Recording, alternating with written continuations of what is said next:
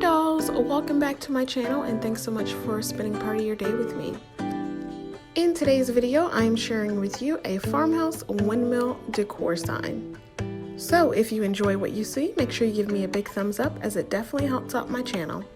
If you're new here, make sure you go ahead and hit that subscribe button as well as the bell next to it so you don't miss an upload. Alright dolls, let's get started. So first up, I am using the windmill pieces that Dollar Tree now has. They have them in two different colors. One is like a greenish color, the other one is black. Then I have these two signs from Christmas time that I'm using, as well as these letters that I had from Target's Dollar Spot a while back. I used one for Christmas, the E that I actually need, so I'm going to go ahead and remove that. So first up, I'm going to use the back sides of these signs, so I'm going to go ahead and glue them down the middle after I put them together, and then use some popsicle sticks that I got from Dollar Tree and just go ahead and line those to the back to keep them together. One other thing, make sure you go ahead and follow me on Instagram at Michawn's DIY Journey. Once I have my two signs glued together, then I'm going to use this lightweight spackle that I got from Dollar Tree and just cover up those holes. I'm really bad at covering them up, so I decided that I needed to start doing that because I wasn't going to use those to hang this. So then I just kind of wipe it off with a rag. Then I'm going to use Waverly's chalk paint and mineral and completely cover the back. I did 2 coats. Now I'm going to remove the windmill from the rest of the piece, and all I'm using is some needle nose pliers and a wire cutter to go ahead and remove everything. Kind of have to bend the metal a little bit. Just be very careful that you don't harm or cut yourself. Make sure you're using the correct tools. I had to ask my husband which ones were the best to use. Once I have the parts separated that I'm going to use, I actually painted this a snow white color and I did 2 coats. Next, I am going to go ahead and work on my sign. I'm actually right now just going to be using a black Sharpie marker that I got from Dollar Tree. And the way that I'm measuring this, I'm going down the middle of where those 2 signs meet, drawing that line. Then I'm going to take my ruler, flip it over twice, and then draw the line on the inside of that ruler to get my lines going down the back. And I'm going to do that on each side. And I believe on either side it's 4 lines that I have. Yeah, 4 lines or 3 lines from the middle, if you get what I'm saying. You can see what I'm doing. Once that's complete, I'm going to take my Waverly chalk paint and truffle and go ahead and outline the black lines.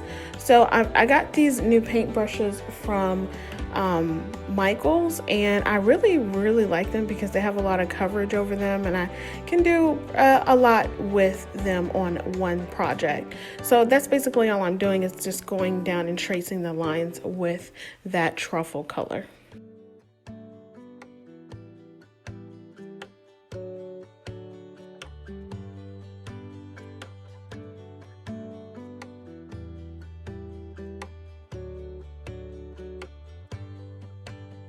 Next, I'm showing you all the colors that I actually did use. I did use Snow White in here as well, but these are all the colors that I used from Apple Barrel and Waverly. And I mixed the Snow White color and the truffle to give it more of a lighter brown color, because then I'm going to go ahead and start painting it the rest of the sign, but I'm doing more streaking color on it. So I'm just kind of going in the same motion back and forth on the sign. And then I saw that it was just a little bit too dark, so then I go back with just the Snow White color, mix all the colors a little bit together just to get what I was looking for. It was still a little bit too light, so I just kind of played around with it and fixed it the way that I liked. What I did really was go back and take that truffle color and make sure those lines were defined a little bit. Then I took the Snow White color and kind of just outlined the perimeter of the sign, and also took the sanding block that I have and sanded down the edges and the sides to give it a little bit more weathered look. And I'm also going to use that same sanding block to chip away at some of the paint on the windmill. I love how it came out. I love the white color, but I also really liked the silver color that was underneath. I just didn't care too much for the green, but I wanted some of this silver to show through, obviously, because you want your windmills to look a little bit more weathered. And then I glued back the front middle piece to that windmill. And then I went ahead and rearranged the letters to make out home the way that I wanted, and then glued them down. And then next, to cover up those holes that the letters do have, I used my lightweight spackle again, put a lot in there to pack it in there, let it dry, then wiped it off with a rag again. Next, I'm going to go ahead and wrap some jute twine, maybe not jute twine because jute twine is a little bit more thick. But anyways, this is twine from the Dollar Tree. Just wrapped it around on the top and the bottom and then just hot glued it down. I tried to tie it down, but it didn't work. It wasn't tight enough, so I just glued it down. Then I am taking this greenery piece that I actually had left over from Christmas decor. I had it on a reef, so I just took it off and glued it on the top. Next, I'm just gonna hang it up using some nautical rope, tie a knot in the front of it. I double knotted it, and then I am gonna glue it down to the front. And that's all we have, and I absolutely love this piece. I think it's so cute, so farmhouse, and goes so well with all the decor that I have in my house.